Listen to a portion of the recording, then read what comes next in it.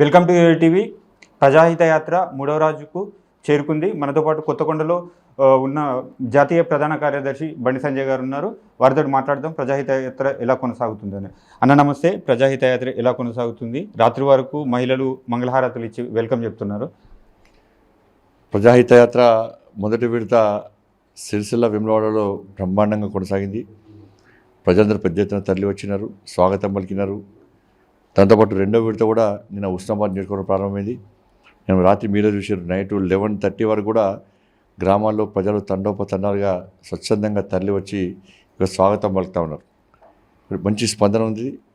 ఈ యాత్ర ఎన్నికల షెడ్యూల్ వచ్చే వరకు కూడా అన్ని నియోజకవర్గాలు, హుజరాబాద్, మానకొండూరు, చొప్పదండి, కరీంనగర్ నియోజకవర్గాలు కూడా ఈ యాత్రను కొనసాగించే ప్రయత్నం చేస్తూ ఉన్నాం. ఓకే, వేములవాడలో సిరిసిల్లలో 2 కాన్స్టిట్యున్సీలు కంప్లీట్ చేశారు. కాకపోతే హుస్నాబాద్లో కాంట్రవర్సీ స్టార్ట్ అయింది. అంటే మీరన్న పదాలను కాంట్రవర్సీ చేశారా, లేకపోతే కాంట్రవర్సీగా మీరు మాట్లాడారా? ఇప్పుడు రాముడు అయోధ్యలో పుట్టినని గ్యారంటీ ఏంది అని కొంతమంది ప్రశ్నించారు. రాముని అవమానపరచలకు సమాధానం ఇవ్వాలన్నా, లేకుంటే అన్ని మూసుకొని కూర్చోవన్నా? రాముడు అయోధ్యలో పుట్టినను, అక్కడనే పుట్టిన గ్యారంటీ ఏంది అన్న వాళ్ళకు ఒకటే క్వశ్చన్ చేసిన. ఫస్ట్ నేనే ఎగ్జాంపుల్ చెప్పుకున్నా. నేను మా అమ్మకు పుట్టిన గ్యారంటీ ఏంది? మా అమ్మ డెలివరీ అయిన తర్వాత అక్కడ నర్స్ వచ్చి అమ్మానికి బాబు పుట్టిండు అని చెప్తే ఆమె ఆధారం. ఇట్లా రాముడు అక్కడనే జన్మించిండు అని చెప్పి గ్యారంటీ ఏంది అన్న వాళ్ళకు నేను సమాధానం చెప్పిన. మీరు మీ అమ్మకు పుట్టిన గ్యారంటీ ఏంది? మీ అమ్మ డెలివరీ అయినప్పుడు అక్కడ డ్యూటీలో నర్స్ వచ్చి నీకు బాబు పుట్టిందమ్మా, నీకు పాప పుట్టిందమ్మా అని చెప్తేనే కదా నీకు ఆధారం. కాబట్టి రాముడు అక్కడే పుట్టిన చరిత్ర ఆధారం.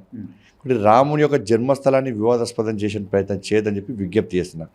దీన్ని కొంతమంది దాన్ని వక్రీకరించి వాళ్ళ అమ్మని అన్నట్లుగా, దాని ద్వారా రాజకీయ లబ్ధి పొంది ఇప్పుడు వస్తున్న ప్రజాదరణ చూడలేక వివాదాస్పదం చేసి దీన్ని ప్రజల కూడా తప్పుడు ఆలోచన క్రియేట్ చేసి బండి సంజయ్ వీళ్ళకు వ్యతిరేకంగా మాట్లాడిండు, వాళ్ళకు వ్యతిరేకంగా మాట్లాడిండు అని చెప్పి దాని ద్వారా రాజకీయ లబ్ధి పొందే ప్రయత్నం చేస్తున్నారు. ఇది మంచి పద్ధతి కాదు. సిరిసిల్లలో మాట్లాడితే వివాదాస్పదం కాదు, వేములవాడలో మాట్లాడితే వివాదాస్పదం కాదు, నేను బస్సు యాత్రలో మాట్లాడితే వివాదాస్పదం కాదు. ఎవ్వరూ వాళ్ళ తల్లికి ఆపాదించుకోరు, కానీ ఉస్నాబాద్లో మాత్రం వాళ్ళ తల్లికి ఆపాదించుకుంటారు. ఇది ఎంతవరకు కరెక్ట్? ఇప్పుడు మా తల్లి అయినా ఇంకోటి తల్లి అయినా సమానమే. ఇంకోటి తల్లిని అవమానపరిస్తే నా తల్లిని నేను అవమానపరుచుకున్నట్టు, ఇంకో తల్లిని గౌరవించకుంటే నా తల్లిని నేను అగౌరవపరిచినట్టు. అందరు తల్లులు సమానమే. సంస్కారబద్ధంగా మాట్లాడేటువంటి కార్యకర్తలే మేము. సంస్కారంగా హీనంగా ఆలోచిస్తే ప్రజలు దాన్ని తిరస్కరిస్తారు. దాని ద్వారా మైలేజ్ పొందే ప్రయత్నం చేస్తే ప్రజలు దాన్ని సహించరు. నేను దొంగచాటుగా మాట్లాడతలేను, టీవీలలో మాట్లాడతలేను, ప్రజలకు వివరిస్తున్నా, పబ్లిక్ మీటింగ్లో మాట్లాడుతున్నాను. నేను మాట్లాడుతున్నప్పుడు దాన్ని అర్థం చేసుకోవాలి. ఎవ్వరికి లేనివి, ఇన్ని రోజులు లేని సమస్య ఇప్పుడు ఉస్నాబాద్లో మనం ఒక్కరోజు ఎందుకు వస్తుంది? ఒక్కరోజు ఎందుకు వస్తుంది సమస్య? దాన్ని ఎందుకు ఇట్లా వేరే రకంగా చూపెట్టే ప్రయత్నం చేస్తున్నారు? ఇది ఏమన్నట్టు? ఇది వాళ్ళ తల్లిని వాళ్ళు అవమానపరుచుకున్నట్టే, వాళ్ళ తల్లిని వాళ్ళు మానసిక క్షోభకు గురి చేసినట్టే. అటువంటి చేయదు. నేను క్లియర్ చెప్పిన, వాళ్ళ తల్లి కూడా నా తల్లి లాంటిదే. వాళ్ళ తల్లికి పాదాభివందనాలు. తల్లి, నేను అవమానపరచలే, మీ వాళ్ళే కావాలనే వివాదాస్పదం చేస్తున్నారు, వాళ్ళకు సర్ది చెప్పు. ఓకే, పొన్నం ప్రభాకర్ గారు నిన్న స్పష్టంగా చెప్పారు. ఏంటంటే తల్లిని ఎందుకు తీసుకొస్తున్నారు రాజకీయాల్లోకి? బండి సంజయ్ ఇదివరకు కేసీఆర్ గారు హిందూగాళ్ళు బొందుగాళ్ళు అంటే ఆ వ్యాఖ్యను పట్టుకొని ఎంపీగా గెలిచిండు, ఏమి ఒరగబెట్టింది లేదు. ఇప్పుడు తల్లిని తీసుకొని వస్తుండు. సో తల్లిని తీసుకొని వచ్చింది కాబట్టి దీన్ని వివాదాస్పదించి గెలుద్దాం అనుకుంటున్నా? చెప్పు. వాళ్ళ తల్లిని వివాదాస్పదించి గెలుద్దాం అనుకుంటున్నా? కాదు కదా. వాళ్ళ అమ్మని కించపరచదు కదా. వాళ్ళ అమ్మ మంచిది. నేను 100 ఆయురారోగ్యాలు ఉండాలి. మా తల్లి వాళ్ళ తల్లి ఇద్దరు తల్లులు ఉండాలి, మంచిగా ఉండాలి, ఆయురారోగ్యాలతో ఉండాలి. దీని ద్వారా గెలుద్దాం అనుకుంటారా? చెప్పరాదు. నేత గెలుద్దాం అనుకుంటలేదు, దీని ద్వారా గెలుద్దాం అనుకుంటలేను.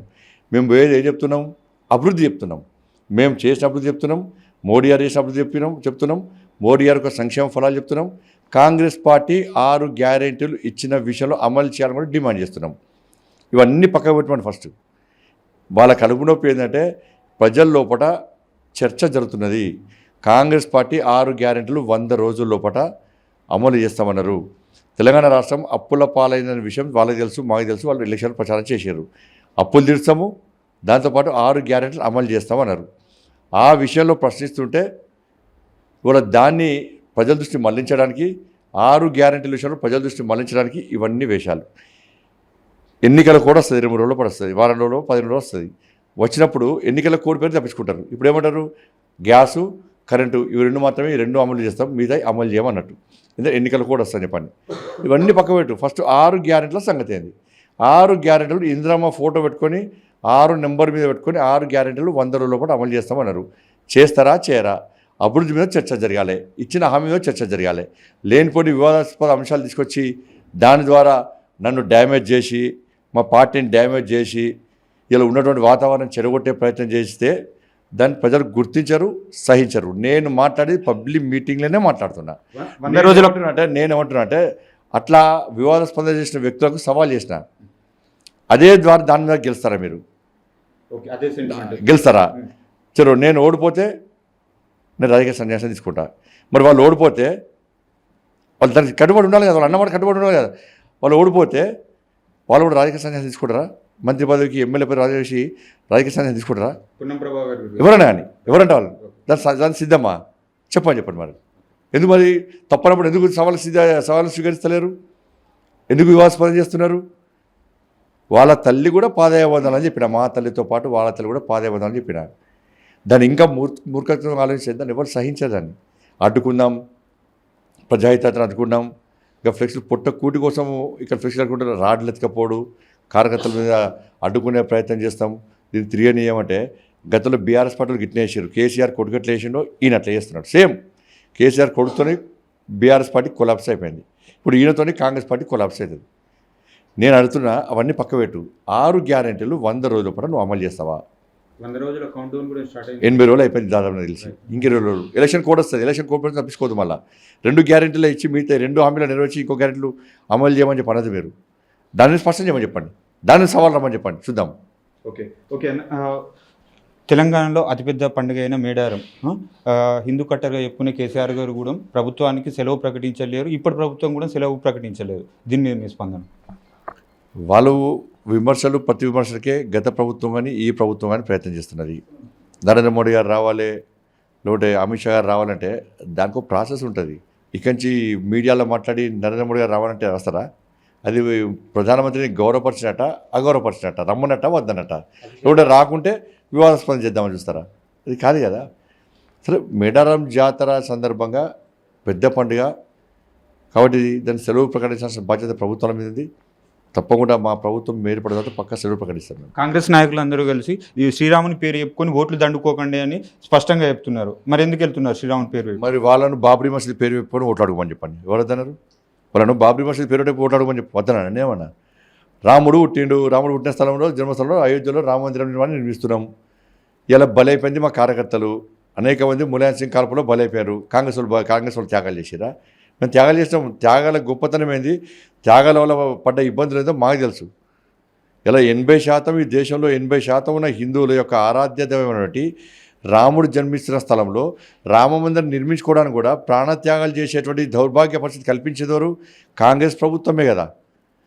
కాబట్టి అటువంటి కార్యకర్తల త్యాగాలు వృధా పోనీయకుండా 500 సంవత్సరాలుగా ఈ దేశ ప్రజలు, దేశంలోని హిందూ సమాజం ఎదురు చూస్తున్నటువంటి భవ్యమైన దివ్యమైన రామమందిర నిర్మాణాన్ని ఇలా నరేంద్ర మోడీ గారు హిందువుల కల్లా సాకారం చేస్తే దాన్ని చెప్పుకోకుండా ఎందుకుంటాం మేము? వాళ్ళు వద్దని చెప్పని చెప్పి అనడమే కదా. మాకు అయోధ్య రామమందిరం వద్దు, మాకు బాబ్రీ మసీద్ కావాలి, మా గవర్నమెంట్ వస్తే, మా ప్రభుత్వం ఏర్పడితే రామాన్ని తీసేస్తాం, మళ్ళీ బాబ్రీ మసీదే కడతాం చెప్పండి మరి. అదని చెప్పండి. అది కాదు ఇటు కాకుండా ఉంటే ఇదే రాజకీయ నాయకులు వీళ్ళకి అర్థం కాలేదు. మేము డైరెక్ట్ చెప్తున్నాం, ఎస్ రామ మందిరానికి కట్టుబడి ఉన్నాం, రామ మందిరాన్ని కాపాడుతాం, రామ మందిరం నిర్మించి తీరినాం. అదే పేరు చెప్పుకొని ఓట్లకి వెళ్తారా? ఓట్ల కోసం చేయమేము ధర్మాన్ని రాజకీయాలకు వాడుకోం. ధర్మం కోసం అవసరం రాజకీయాలు చేస్తాం పక్క. రాజకీయాల కోసం ధర్మాన్ని ఎప్పుడు వాడుకోం. ధర్మాన్ని కాపాడడం కోసం దేనికైనా సిద్ధమవుతాం మేము. ఓకే, రాజాసింగ్ గారి పేరు చార్మినార్ నుండి పోటీ చేయాలని ఒకటి వాదన వస్తుంది. అవకాశాలు ఉన్నాయంటారు? పార్టీ డిసైడ్ చేస్తుంది, కానీ మీ ఆలోచన ఎలా ఉంటుంది? జాతీయ పార్టీ నాయకులు అందరూ కలిసి నిర్ణయించుకుంటారు. రాజాసింగ్ గారు నేను కలిసి నిర్ణయించుకునేటువంటి నిర్ణయం కాదు. పార్టీ తీసుకునే నిర్ణయానికి అందరం రాజా సింగ్ గారు కానీ నేను కానీ ఇంకా కార్యకర్తలు అందరూ కట్టుబడి ఉంటాం. సో ఇది మొత్తానికైతే బండి సంజయ్ గారు చెప్తున్నది. ఈ తల్లి అనే వ్యాఖ్యను సెంటిమెంట్గా నేను వాడుకోవడం లేదు. వేములవాడలో కావచ్చు, సిరిసిల్లలో కావచ్చు, ఇదివరకు చేసిన పర్యటనలో చాలా క్లియర్గా చెప్పాను.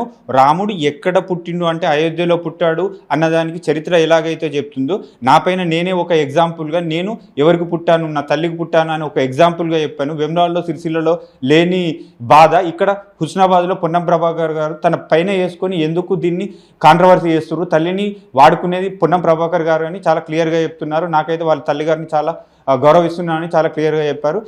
కెమెరా పర్సన్ సతీష్తో రాజవర్ధన్, హుస్నాబాద్ నుండి.